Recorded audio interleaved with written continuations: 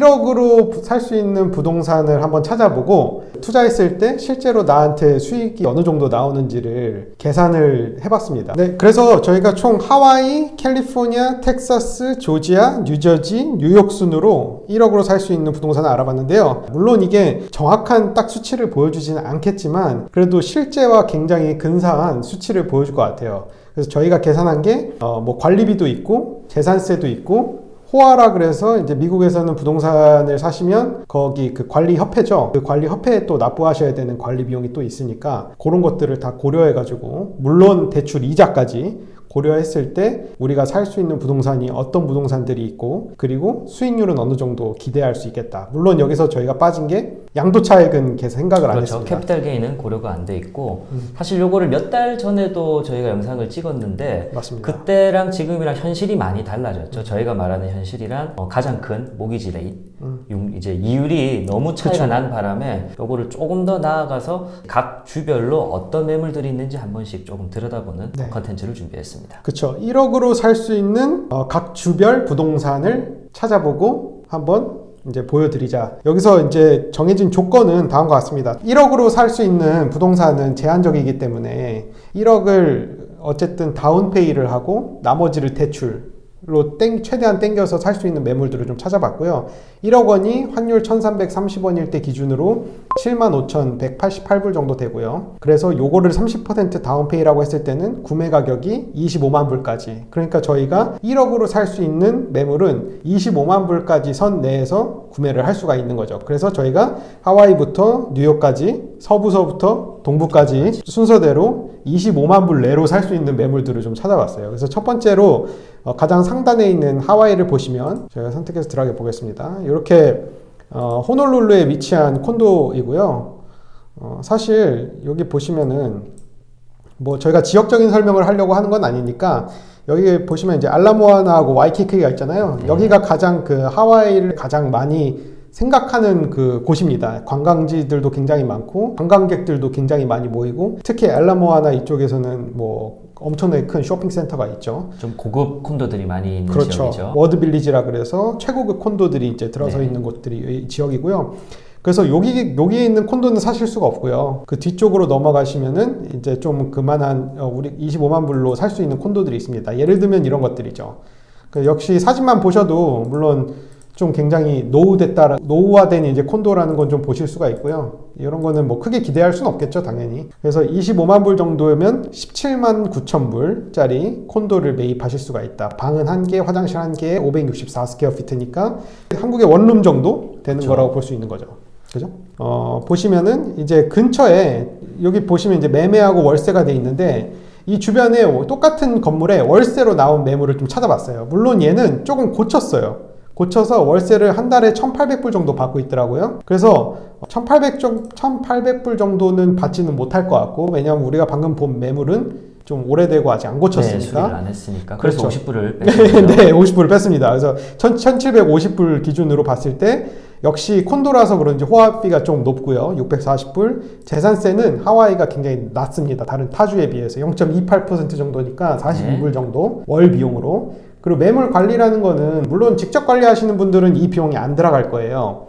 근데 만약에 이거를 다른 업체를 통해서 맡기신다 그러시면 보통 월세 한 10% 정도는 관리 비용으로 나가기 때문에 총 1,750불에서 매물 관리 비용, 재산세 빼고 호화 빼고 그리고 나머지 70%는 우리가 대출을 받았잖아요. 그렇죠. 그래서 이자를 납부하시게 되면 월 거의 700불 가량의 이자가 나오고 차액이 그러면 한 달에 200불 정도 남습니다. 그러면은 하나로 봤을 땐 26만 7천 원 정도 되고요. 캡레이스로 보면은 5% 정도 되지만 저희가 자기 자본 대비, 그러니까 우리가 투자한 거 대비해서 수익률은 대략 한 2.7% 정도 나온다고 보여집니다. 그래서 지금은 캡레이트보다 캐시온 캐시 자기 자본 대비 투자 수익률이 좀 많이 낮은 것을 확인을 할 수가 있거든요. 그렇죠. 왜냐하면은 물건 자체에서 발생하는 수익률을 따지는 캡레이트과 내가 얼마를 들고 들어가느냐를 따지는 캐시온 캐시상 융자에서 발생하는 이자 비용에서 많이 지출이 일어나기 때문에 지금은 이런 숫자가 나오는 거고요. 이율이 좀 떨어진다면은 충분히 레버리지를 일으키는 효과를 볼 수가 있기 때문에 이 융자 비율의 시즌에 따라서 좀 투자 방식을 결정하시면 되겠습니다. 두 번째 이제 캘리포니아로 좀 넘어가겠습니다. 하와이에서는 18만 불 정도 되는 매물을 받고요. 캘리포니아에서는 물론 하와이보다는 훨씬 더 비쌉니다. 그래서 거의 비슷해요, 크기는. 근데 면적은 거의 비슷하네요. 거의 비슷하고요. 네. 방도 하나에 화장실 하나 똑같습니다. 근데 가격이 24만 5천 불이에요. 근데 제가 위치를 보니까 사실 위치가 그렇게 좋은 위치는 아니에요. 아까 네네네네. 하와이는 호놀룰루 근처에 있었잖아요. 그 와이키키 해변 근처에 그나마 차로 한 10분 정도 거리에 있었는데 그럼 상당히 좋은 편에 속한단 말이죠. 근데 여기 같은 경우는 그렇게 이렇게 인기 있는 지역은 아니에요. 그러니까 LA에서부터도 상당히 이제 북쪽에 떨어져 있고 여기서 차로 가려면은 뭐 거의 한 1시간 정도 걸릴 거예요. 차 막힌다 그러면 1시간 이상 걸릴 수도 있고. 그래서 어쨌든 별로 그렇게 좋지 않은 지역에 비슷한 사이즈인데 심지어 가격은 더 비싸다. 더 비싸다. 그 대신에 렌트비는 좀 비싸더라고요. 그래서 비슷한 지역에 있는 매물을 찾아봤을 때 거의 비슷한 지역에 있는 매물입니다. 봤을 때 한 달에 1,795불 정도 나오는데 이 매물도 아까 본 매물보다는 훨씬 더 깨끗해요. 좀 공사를 이미 해놨더라고요. 이런 식으로. 키친 어플라이언스도 이렇게 새롭게 다 넣어놨고 바닥도 장판도 다시 깔았는데 한 1,795불 정도 받고 있는 것 같습니다. 그럼 요것보다 조금은 낮게 받아야 한다. 네, 그래서 뭐 1,700불로 정도로 선정을 했습니다. 워낙 노후화됐던 건물이라서.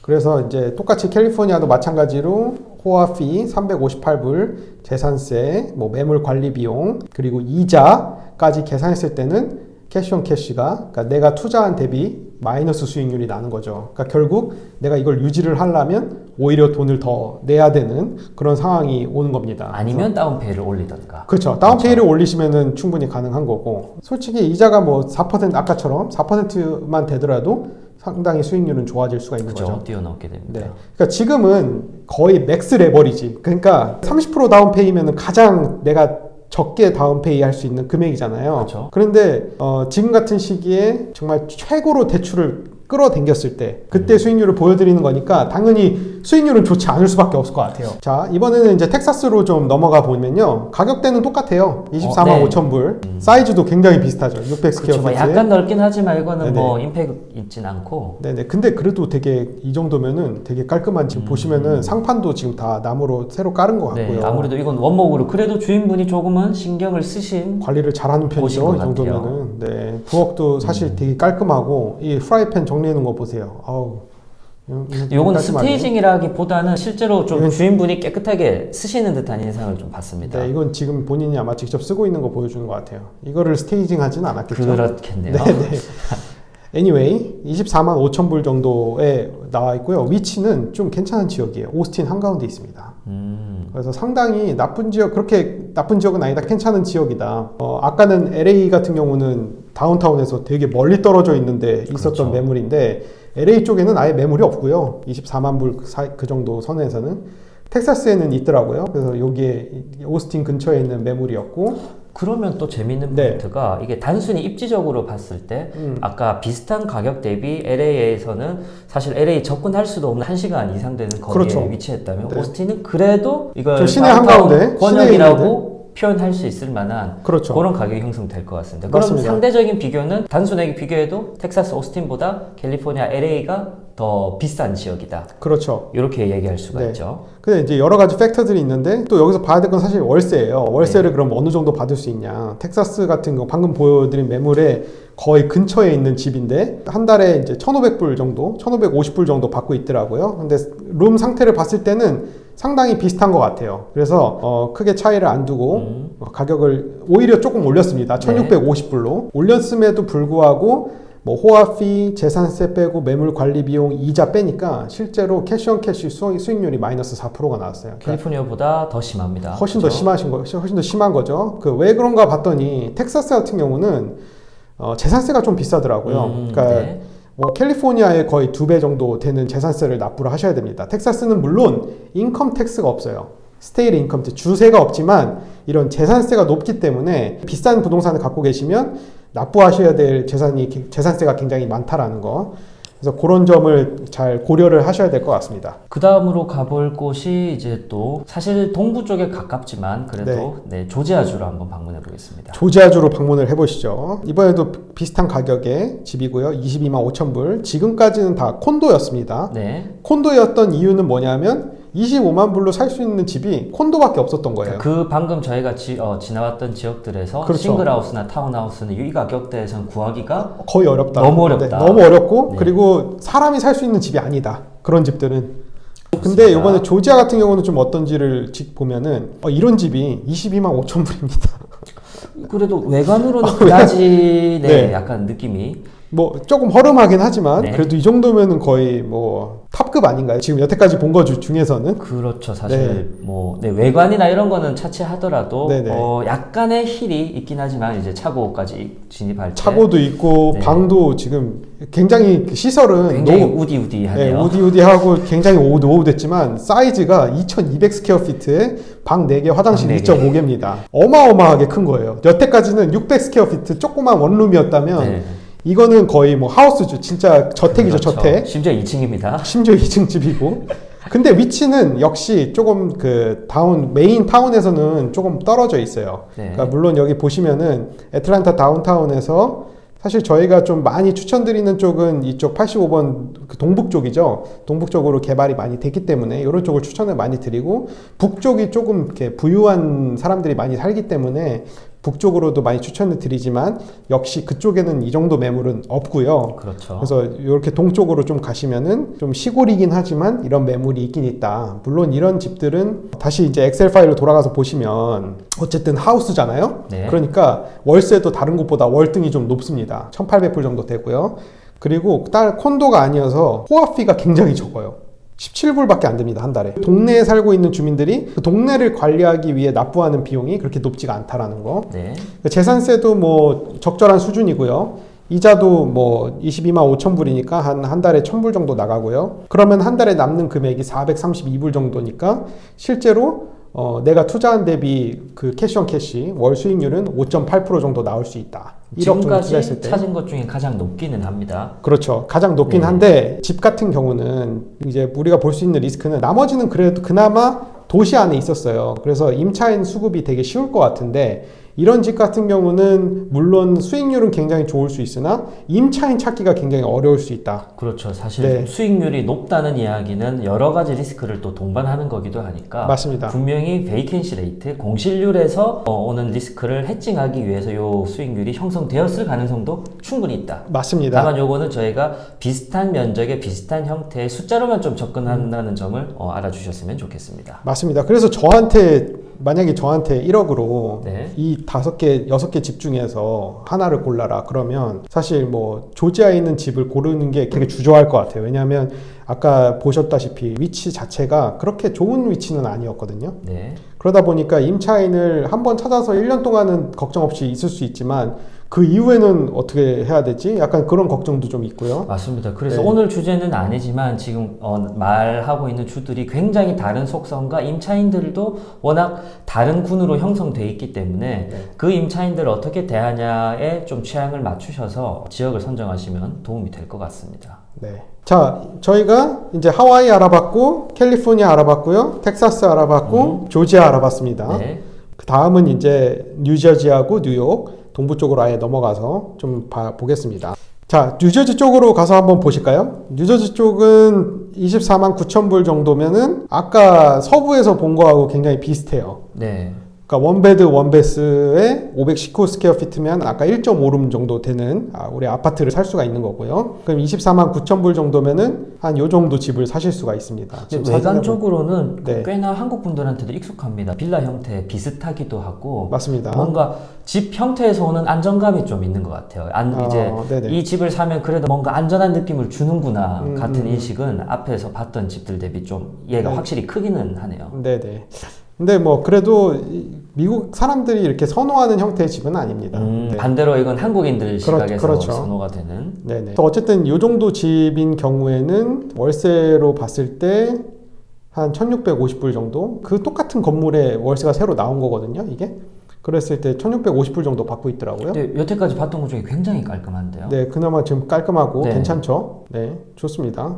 저도 뭐 이 정도면은, 그리고 월 1650불이 정도면은 괜찮은 것 같아요. 그러니까 네. 살기에, 내가 살기에는. 그렇죠. 근데 실제로 이거를 내가 투자 목적으로 그럼 이걸 살 거냐? 그거는 잘 생각을 해봐야 되는 게, 일단 콘도기 때문에 호화비 높죠. 네. 그 다음 재산세가 미국 전미에서 가장 재산세가 높은 데가 뉴저지예요. 맞습니다. 그래서 2.49%고, 그러다 보니까 한 달에 뭐 500불 정도 재산세가 나가게 되고요. 월세 1650불에서 매물관리 비용 빼고 이자 빼면은 마이너스 454불이라서 결론적으로 보면은 캐시온캐시 수익률이 굉장히 낮죠. 그러니까 이런 지역은 뭐 월 캐시플로우가 나한테 너무 중요한 사람이다, 중요한 분 같은 경우는 이런 매물 절대 투자하시지 않으시겠죠. 안 되죠. 이런 매물 같은 네. 경우에는. 근데 다만 이제 위치적으로 봤을 때 그렇게 따도 나쁜 위치는 아니에요. 굉장히 좋더라고, 위치가. 여기 웨스트 뉴욕에 있는 그 콘도고요. 사실 이렇게 허드슨강 네. 바로 건너서 있어요. 그러니까 맨하탄으로 출퇴근하시기에도 굉장히 좋은 위치에 있는 집이에요. 사실 저희가 안내를 네. 드릴 때도 웨스트 뉴욕 지역은 맨하탄 생활권으로 안내를 드리기도 하죠. 그리고 그렇죠. 애초에 문의를 하시는 분들은 네네. 맨하탄에서 생활은 하고 싶은데 우리 출퇴근은 하시는데 그래도 너무 콘도 값이 비쌀 때 이제 그렇죠. 차선책으로 저기 엣지워터 부근에 그렇죠. 지역들을 워낙 많이 들어가시기도 하죠. 맞습니다. 그러니까 이쪽으로 출퇴근하셔야 되고 뭐 혼자 살고 있고 이러면은 뭐 고려해 볼 수 있는 집인 것 같긴 합니다. 그리고 그런 사람들을 타겟팅해서 갖고 계시면은 이제 지대 상승에 의해서 시세 차익을 얻으실 수 있는 매물일 것 같긴 해요. 네. 근데 월 캐시플로우는 굉장히 좋지는 않다. 사실 좀 실거주를 위한 구매로 적합하다. 그렇죠. 저는 이렇게 보입니다. 실거주용이고, 근데 실제 뭐 그 부동산 가격을 좀 봤을 때도 그렇게 많이 오르진 않았네요. 지금 그래프를 보니까 이 지역에. 사실 그래서 물가 상승률 감안하면은 이거는 올랐다고 보긴 좀 힘들죠. 그렇죠. 등락은 있었으나. 네네. 네. 그래서 이런 매물들은, 그러니까 당연히 이런 매물들 잘 안 사시겠죠. 이런 매물 잘 안 사시겠지만 정말 말씀하신 것처럼 실거주 목적. 네. 내가 여기 출퇴근해야 되니까 어쩔 수 없이 매달 1600불 내긴 아깝고 그렇게 사실 수는 있을 것 같습니다. 자, 그럼 이제 마지막으로 뉴욕으로 가시죠. 뉴욕은 일단 어느 지역일까요? 25만 불의 맨하탄 쪽은 아예 없고요. 아예 없습니다. 아예. 그렇죠. 그건 사실 정해져 있는 차라리 정답이죠. 5만 불짜리 텐트를 사서 거기 사는 게 나아요. 진짜로. 아니면 좋은 한 10만 불짜리 텐트를 사가지고 길거리에 사는 게 나을 수도 있습니다. 맨하탄은 일단 없고요. 그래서 그 뉴욕에서 좀 맨하탄에서 좀 떨어진 쪽 그나마 좀 찾아봤습니다. 네, 없지만 그래서 좀 한참 떨어져 있긴 해요. 뉴욕에서. 저기 뭐죠? 맨하탄에서 좀 한참 떨어져 있습니다. 여기 존 F 케네디 공항 있는 근처고요. 그럼 이건 브루클린이라고 봐야겠네요. 그렇죠. 사실 좀 약간 네. 경계도 네. 브루클린 안쪽은 아니고. 하여튼 브루클린이죠. 브루클린이라고 봐야 되고요. 네, 여기 보시면 이제 18만 9천 불 원베드 원베스죠. 똑같습니다. 다른 데하고 비슷해요. 서부하고 비슷한 수준인 것 같고요. 여기도 이제 비슷하게 매물 올라온 걸 보니까 여기 보시면은 한 달에 1,800불 정도 받고 있더라고요. 거의 근처에 있는 지역인데 1,800불 정도 나오니까 저희가 수익률을 또 계산을 해봤을 때, 근데 여기는 호화가 피가 엄청 비싸더라고요.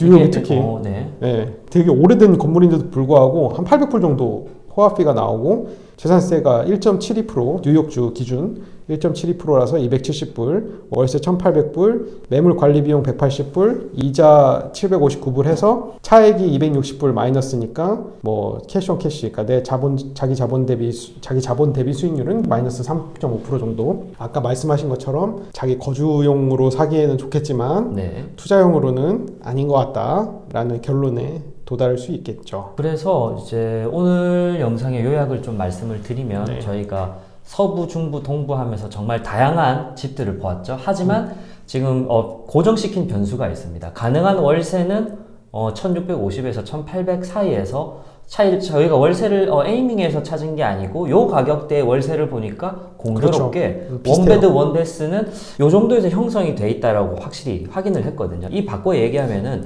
스튜디오 타입이 됐건 원베드, 투베드, 쓰리베드 마찬가지로 그 가격대에서 월세는 어느 정도 갭 안에서 움직인다 라는 겁니다. 하지만 이 정해져 있는 월세에서 매매가액이 많이 움직이다 보면 나의 수익률의 변수를 만들어내는 요소들이 있기 때문에 사실 한정된 금액 1억 원 정도를 가지고 움직이실 때는 내 취향이 어떤 부분에 있는지 정확하게 좀 파악을 하시는 게 좋겠습니다.